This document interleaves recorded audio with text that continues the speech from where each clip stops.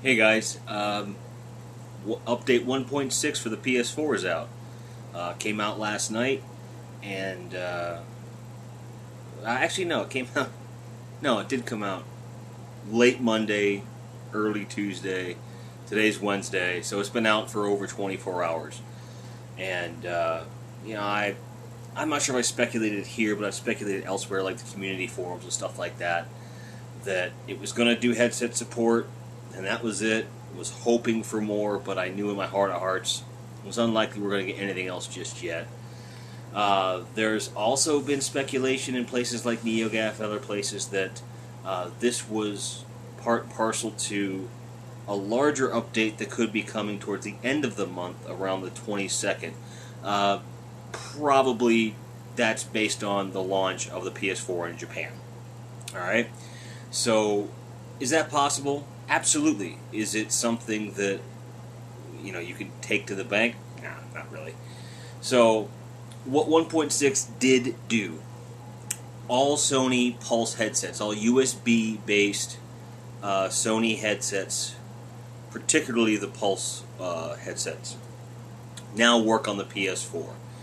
They have yet to release the app that goes along with the headsets, as far as I know. And if I'm wrong, hey, I apologize, but it should be out soon. And there's going to be some functionality you don't quite have yet, as far as adjustments and custom things and things like that. But if you have the early Pulse, the Pulse Elite, or are planning to get the new headset, which is the Gold, which is looking better and better, it's officially announced at $99.99, which is not a bad price.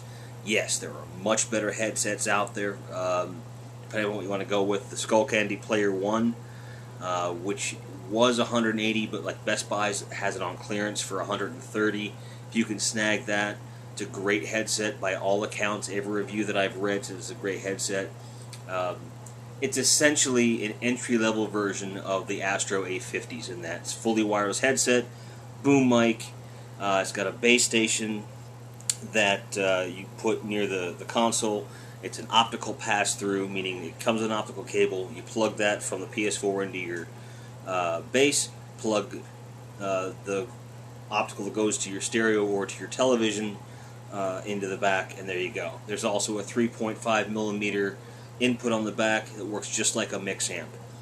It's not quite as versatile as the mix amp is, but for all intents and purposes, it's got the same basic functionality. Great headset, highly recommended if that's something that you like. On the other hand, if you don't have the ability to get it at a Best Buy, you're going to pay that $180 anywhere else. So in that instance, or where you prefer to get things locally and you don't like to get things shipped, or you live in an area, or whatever the case may be, you want to walk into a store, then the Pulse Golds are really going to be a good thing for you. Basically, feature set on that is everything that the Pulse Elite has except for the bass impact, which is just motor. It's kind of like, the best way I've heard it described is like rumble functionality in your headphones. But everything I've read, everyone ever used it, they keep it down extremely low or they turn it off, either for battery power consumption, or preservation, I should say, or just because it was annoying or gave them a headache or whatever the hell. Otherwise, the Virtual 7.1, no, it's not Dolby certified. It is a simulation, but let's face facts here. The only difference between a Dolby 5.1 or 7.1 certified surround headset and a simulated 7.1 surround headset is that how that signal is being interpreted. Okay? What that means is a certified headset is going to take the natural Dolby 5.1 mix and then push it to the drivers in a native way. Simulated surround sound, I'm assuming, takes the stereo PCM and then simulates it in the same way that Dolby Pro Logic did. Similar.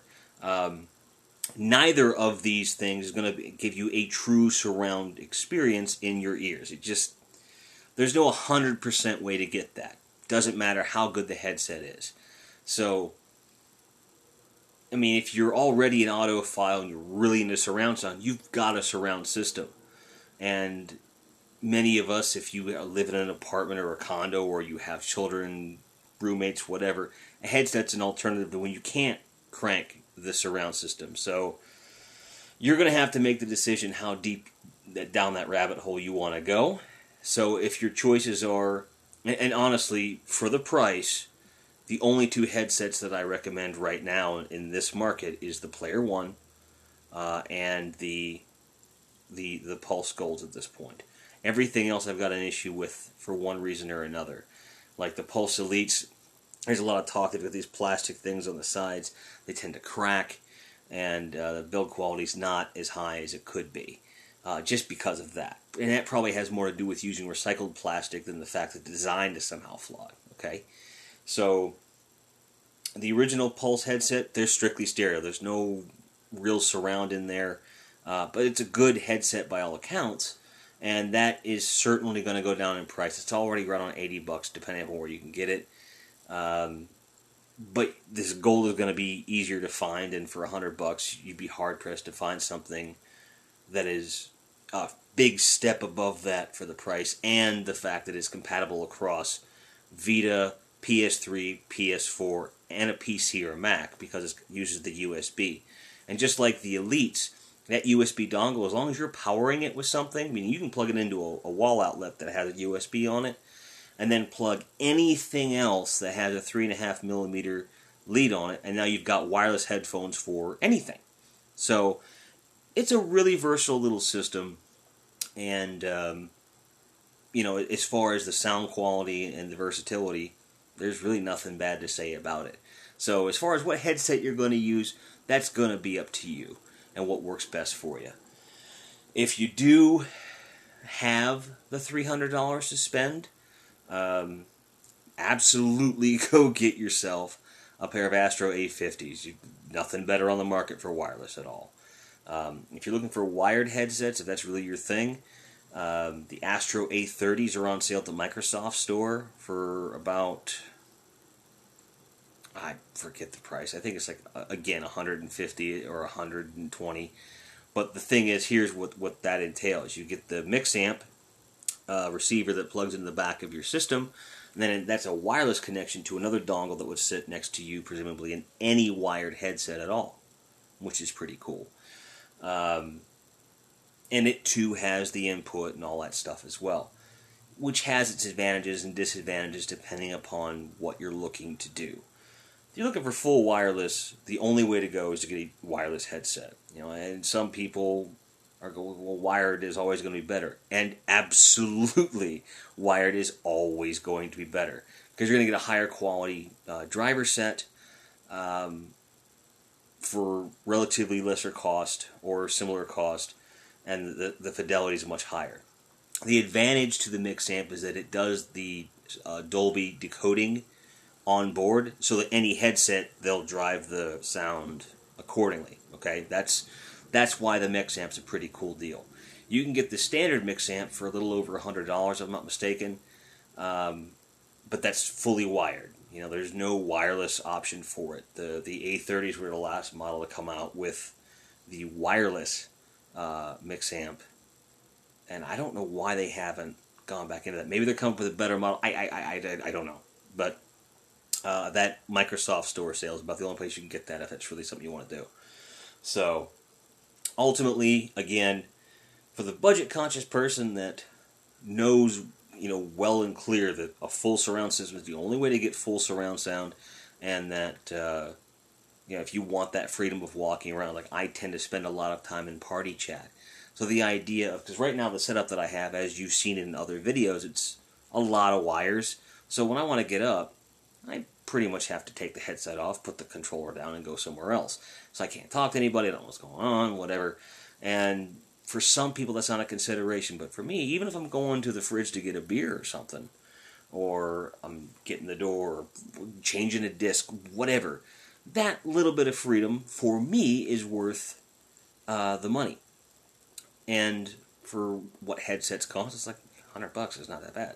So that's why I recommend it. And again, if you can get the Player One at the $130 price point that Best Buy is offering it for, and shipping's not a problem because you can't really get that in store anymore, that's a really good option, depending upon what you're looking to do. If I have my way in the long run, I'll have one of each. I'd like to have both. In the same way that you have two controllers. So if one goes down, you hook the other one up, whatever. And plus, I'll admit, having that secondary input on the back is really cool. But, getting back to the original part of this with the updates, we don't know when the next one's coming. We don't know what exactly it's going to have in it. Where everyone's really pushing for DLNA support. But there's no word from Sony as to what features are being prioritized. So we don't know. It could be a month, could be 6 months before we get DLNA support. But when it does happen, and you can have any music in your local network playing on your PS3, or you can just plug in the thumb drive with music and use that, then having the alternate, the auxiliary port on your headset, or the base station of the headset, that's kind of moot at that point for most people, I would think. So, keep that in mind. Like in other words, if you have a Music Unlimited subscription and listening to music while you're gaming is important, and you want a wireless headset, there's no reason not to get the Golds or something of that price point.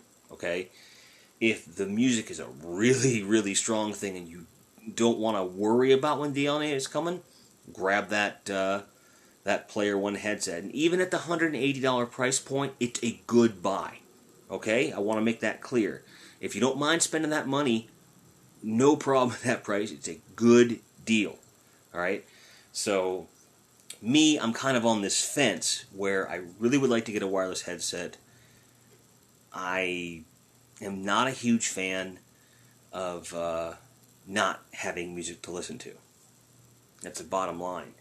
And so, for me, I'm kind of wrestling with, do I spend the $130 to $180 on a Player One and have the capability, but I would still have to run a lead from like right here, about 10 foot or so, more like 12, to the base station there for the lead, whether it's coming from here on the tablet or the phone or even the Vita, if I so chose to do so. Like being party chat in the PS4 and use the Vita. And the reason that I do that when I'm here is because my PS4 is wired Cat 5. So I'm not eating up the radio on the Vita with the party chat if the game has network features and so forth. Plus, it has a native music player as well, and I do have music on there. So that also is a means to get around that whole thing for me as well. Okay? So, bottom line is, you have to weigh your options.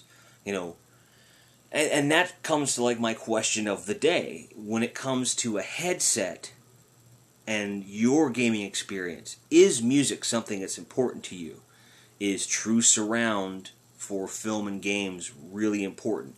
A lot of people that feel that they're competitive gamers, even if they're not, a professional or whatever, they like the idea of having the surround because you can hear footsteps in first-person shooters and things like that. And for a game like Outlast that came out yesterday, by the way, play that game. It is legitimately scary. Like, so scary, in fact, for me, and I'm a former Marine, I'm not exactly a panty waist by any stretch of the imagination. It's so scary for me from the tension aspect of it, I am hesitant to start playing it again in the dark. So, PS Plus, it's free, grab it. Great game, easily the best PlayStation Plus game we've had so far, although all of them have been great. So, but again, what's important to you? Is it important to have a vast separation of surround signals, which arguably you're not going to get anything perfect from any headset, but is that more important to you than having the capability of listening to whatever source you want? Is the source with the 3.5mm option, is that worth it to you? I know what a lot of the community thinks, but a lot of my subscribers aren't active in the PlayStation community, so I want to know, what is a big deal to you? What would sell you a headset? Is wireless even a consideration? And if it isn't, what route do you think you would go? Do you have an alternative setup that you're using, and what are you using? You guys know that I use these Sony reference headphones right here, the MDR 7506s. You know, industry standard for over 20 years for recording monitors, things like that. And I just clip the mic to the thing, and Bob's your uncle. A couple splitters, and I'm happy.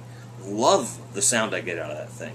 And if I'm not doing an alternate source from like the tablet or whatever, I can just plug that straight into my controller with a splitter on the mic. I can walk around, no problem. You know, and I have done that, but I'm really kind of married to the idea of that, having that music all the time. I like having that background music. So that's why I use this setup, but it is a bit limiting just in terms of freedom, things like that. So I'm rambling, I'm talking in circles, which I apologize for, but tell me down there, what do you think? Are you going to get the golds? You know, do you already have a Pulse, and how do you use it? You know, if you do have an older headset, are you thinking of getting a new one? Have you looked at the Skull Candy player ones? And last thing on those are, the same company makes Astro and the Skull Candy, like those level of headsets, because Skull Candy bought Astro. So those guys took the spec of the A50, changed the physical configuration of the headphone itself, but the guts are pretty much the same. Alright? Just so you're aware. So very much on par. So tell me what you got. Tell me what you want to use. What updates are you looking forward to? What features are we missing here? Obviously, there's HDCP stripping that is something that's a big deal that Sony has said they're committed to making happen. So, what's next? What do you think the next update is going to have? When do you think it's coming? What's going to be in it? And what kind of headset to use? So there you go. Talk to you guys later. Keep on grinding.